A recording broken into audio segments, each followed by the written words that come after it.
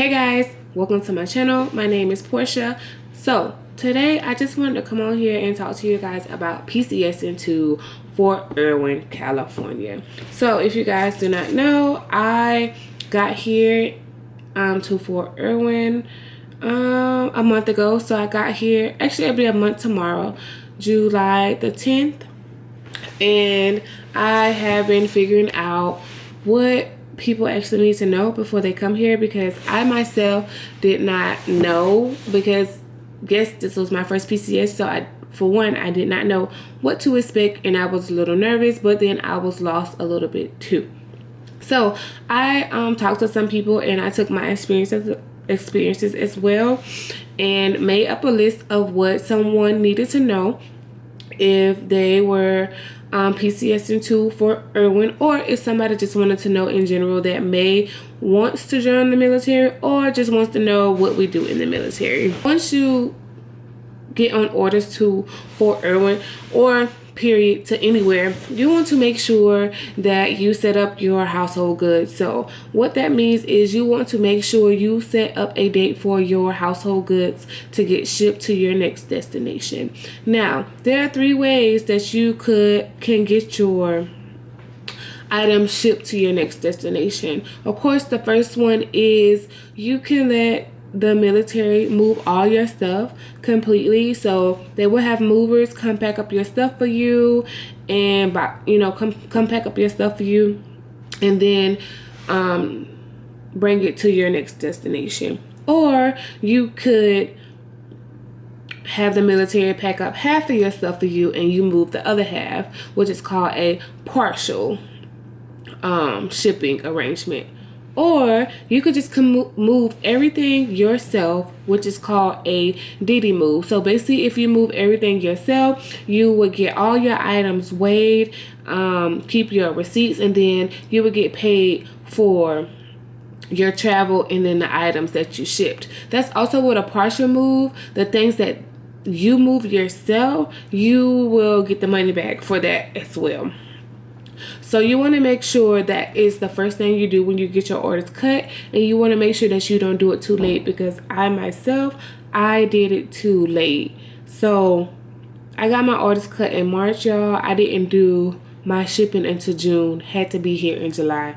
Who does that? I did that. I was focused on other things. I was thinking it wasn't going to be that bad. But if you are PCSing in the summer, you want to make sure that you do set up your shipping as soon as possible. Mark my words, as soon as possible. All right, so you should receive a sponsor hopefully within a month or a couple of months after you get your orders cut, and you want to take that time to ask your sponsor questions about the area, if you have a family, about schools, about housing, about your living situation. I myself, I'm a single soldier, so therefore I have to live in the barracks. I asked a few questions about the barracks. I just wanted to know how they were, and my sponsor told me that basically the barracks were small, and they are small, because where I came from, my barracks was bigger. I had 2 rooms, I had space to put my stuff. Here, that's not the case. So it would be wise, if you are staying in the barracks, to ask your sponsor to try to send you pictures so you'll know what you're working with, and you could just go from there. Now, if you have a family, you want to ask your sponsor what are the good areas to stay in, or what are their recommendations. Now here, Fort Irwin is very remote. So the next town is like 30 to 45 minutes away, which is called Barstow. And then the town after that is called Victorville, and that is an hour away. Now, Victorville is a nicer town than Barstow, but you have to think about, if you want to drive to work every day using 30 minutes to an hour to get to work. I thought about it, but I'm not about that life. I don't want to have to wake up earlier than I have to travel. And then when I get off work, I don't want to have to drive all the way home. Yes, it is a better, well, I'm going to say Yes, I have heard it is a better living situation, but I'm not gonna say it just depends on what you want to do. So just make sure you weigh your options of your living situations. Now with the barracks, you stuck with the barracks, you stuck what you're gonna get. There's nothing you can do until you get promoted and you move out. But with housing, you have options and they will help you with those options. Just make sure that if you are deciding to stay on post, that you get on the wait list way before you PCS, or like 3 months before you PCS, because I heard the wait list is like 3 months out here. So you don't want to have to spend money staying in a hotel because no houses are ready for you. And honey, I heard that the hotel here on Fort Irwin is $92. And people have to pay it because they have nowhere else to stay. But honey, that's ridiculous. That's just very ridiculous. But I didn't have that problem. So if you're coming here, you want to make sure you don't have that problem either. Drive to any destination. If you choose to drive, then of course you will have a certain amount of days to get there. So basically the Army gives you a certain amount of days to get to your destination. They gave me 7 days to get from here to South Carolina, and they will give you money to use to travel. So like for food, gas, and hotels, they will give you money for that to use. Now, if you decide not to drive and you want to fly, you want to make sure you know what airports you can fly in, and you want to make sure you have transportation to and to the actual post. So the nearest airports are in LA and in Las Vegas. Both of those are like 2.5 hours from here. So that means you don't want to have to take no cab, because you're not going to get reimbursed for that. It's going to be a dent in your pocket. So you want to make sure that you set up arrangements for someone to pick you up from the airport. Someone in your unit, hopefully your sponsor, if you know somebody out here, just make sure you set up those arrangements so you won't be caught off guard with the price of trying to get here. I did hear they had shuttles. I don't know. I didn't look into that. I didn't need to look into that. So just make sure you look into your options. Every unit is different. I came from a unit where we only work 8-hour days. Here, I work 9-hour days and my day start at 7. So you want to make sure you know your schedule, or try to figure out what your schedule is going to be like. So that will help you and your family if you have one. For me, I just had to get my mind wrapped around that I was going to be working 9 hours. And when I tell y'all that the hours are long, they are long.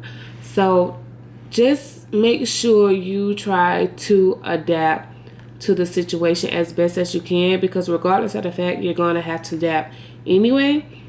So just make sure you try to figure out your schedule to accommodate you by yourself or you and your family. Now, everything is pretty much walking distance. I will say it depends on where you work or where you live.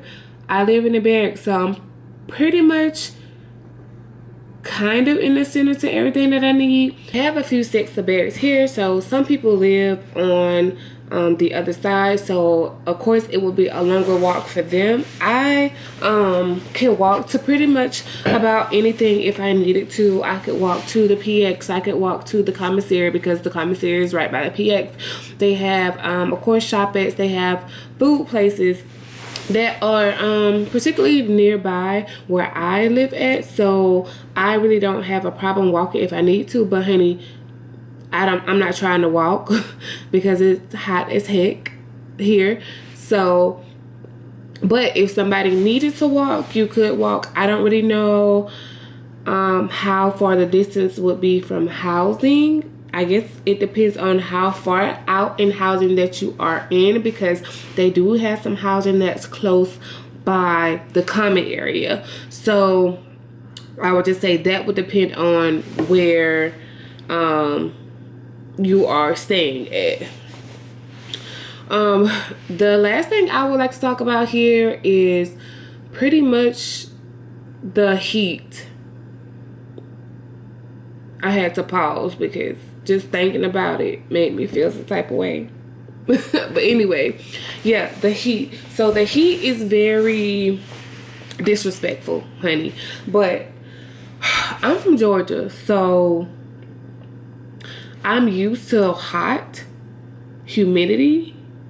But here is a dry heat. Like I said, we are in the middle of nowhere. We are literally in the desert. I cannot stress this enough. We are literally in the desert. So soon as the sun come up, soon as about 6:30, honey, the heat is coming down. So you just want to make sure you prepare yourself for dry heat. You prepare yourself for when you walk outside, you're going to be sweating. You prepare yourself if you walk to the shop at, honey, you're going to be sweating.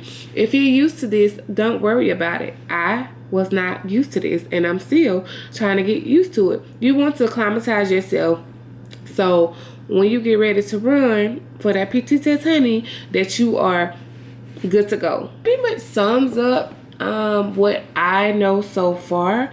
I'm still new to the area. I am still trying to learn my way around. I work in a building, a dental clinic, so I don't really have to be outside that much, and I only know what something is at only if I have to go to it.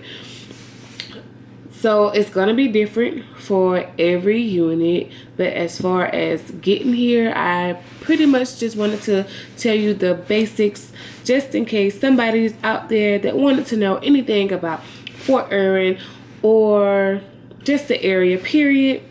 If you have any more questions or any questions at all about Fort Irwin or any questions at all about the military, about the army, please drop all your questions down in the comment box. And I hope you guys enjoyed this video.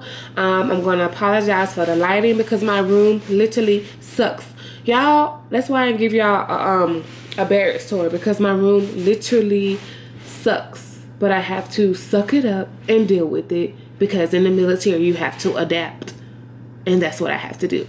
So I hope you guys have a good day, and I'm going to see you guys in my next video.